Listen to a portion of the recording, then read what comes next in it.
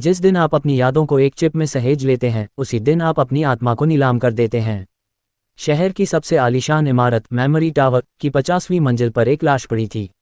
मृतक था आर्यन मल्होत्रा, वह वैज्ञानिक जिसने माइंड सिस्टम बनाया था। यह एक ऐसी तकनीक थी जिससे इंसान अपनी यादों को डिजिटल क्लाउड पर स्टोर कर सकता था और जब चाहे उन्हें फिर से जी सकता था।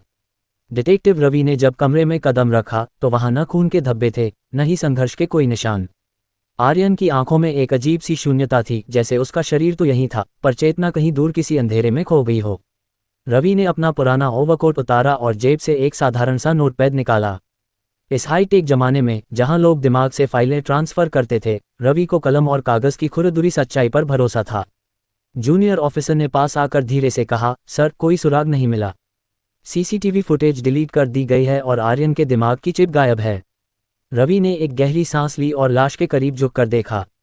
चिप गायब नहीं है ऑफिसर, उसे ओवरराइट किया गया है। कातिल ने आर्यन की यादों को चुराया नहीं, बल्कि उसे एक ऐसी याद के जाल में फंसा दिया जिससे वह कभी बाहर नहीं निकल सका। रवि को शहर में द माइंड रीडर कहा जाता था, हालांकि वह किसी मशीन का इस्तेमाल नहीं करता था। वह बस इंसानी फितरत और चेहरों पर गिरने वाली सूक्ष्म परछाइयों को पढ़ना जानता था। उसने मेज पर रखे एक खाली फोटो फ्रेम को देखा, जहां से हाल ही में एक तस्वीर हटाई गई थी। तभी रवि की नज़र आर्यन की ठंडी पड़ चुकी उंगलियों पर पड़ी। वह कुछ हवा में लिखने की मुद्रा में जमी हुई थीं। रवि ने गौर से देखा, यह एक कोड जैसा था, 000। जांच आगे बढ़ी तो रवि का सामना आर्यन की पत्नी माया से हुआ। वह सदमे में थी, पर उसकी स्थिर आंखों में एक अजीब सा ठहराव था। उसने बताया कि आर्यन पिछले कुछ दिनों से अपनी ही एक पुरानी याद से डरने लगा था। वह बार बार कहता था कि सिस्टम में कोई साया है। रवि ने माया की आंखों में गहराई से झांका। वहां दुख तो था, लेकिन उस दुख के पीछे एक गहरा प्रतिशोध भी छिपा था। रवि ने शांति से पूछा, माया जी, क्या आर्यन ने कभी आपको अपना मास्टर एक्सेस दिया था? माया ने नजरें झुका लीं। नहीं, वह अपनी यादों को लेकर बहुत प्रोटेक्टिव था। रवि वापस घटनास्थल पर आया। उसने आर्यन के दिमाग से जुड़ी मशीन को बारीकी से परखा।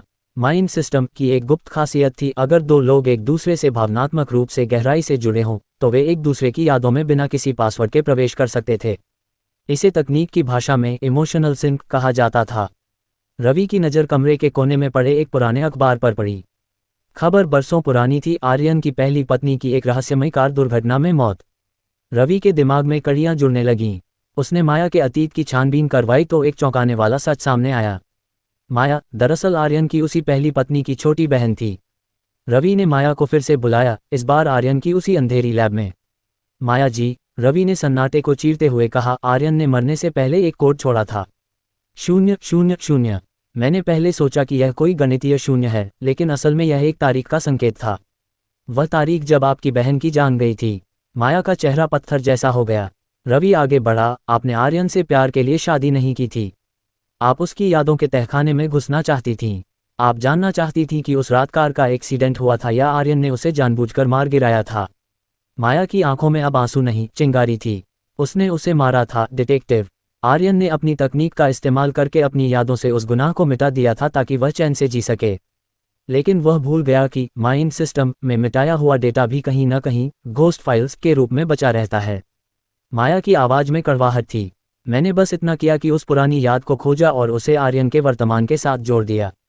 वह जब भी आंखें बंद करता, उसे अपनी मरती हुई पत्नी की चीखें सुनाई देतीं। वह उसी पल में कैद हो गया। उसका दिमाग ये बोझ नहीं सह पाया और नसें फट गईं। कमरे में एक भारी खामोशी छा गई। माया ने एक ठंडी मुस्कान के साथ कहा, मेरे खिलाफ कोई सबूत नहीं है डिटेक्टिव। यादों के भीतर किए गए कत्ल की सजा किसी कानून की किताब में नहीं लिखी। रवि ने अपनी जेब से एक छोटा सा रिकॉर्डिंग डिवाइस निकाला और मेज पर रख दिया। कानून यादों पर नहीं चलता माया जी, वह ठोस कबूलनामे पर चलता है, और आपने अभी अभी वह सब कह दिया जो मुझे चाहिए था। माया की आंखों में हार की परछाई दिखी। रवि खिड़की की ओर मुड़ा। बाहर शहर की नियॉन लाइटें चमक रही थीं, पर उसे महसूस हुआ कि तकनीक ने इंसान को कितना अकेला और खोखला बना दिया है। जाते जाते रवि ने पीछे मुड़कर देखा और कहा, आर्यन अपनी यादों के बोझ से मर गया और आप अपनी यादों की कैद में जिएगी। असली जेल तो दिमाग के अंदर होती है। रवि नीचे उतरा, अपनी पुरानी गाड़ी में बैठा और अपने नोटपैड के आखिरी पन्ने पर एक लकीर खींच दी। मशीनें यादें सहेज सकती हैं, पर जो दिल उन यादों को महसूस करता है, उसे कोई तकनीक नहीं सुधार सकती।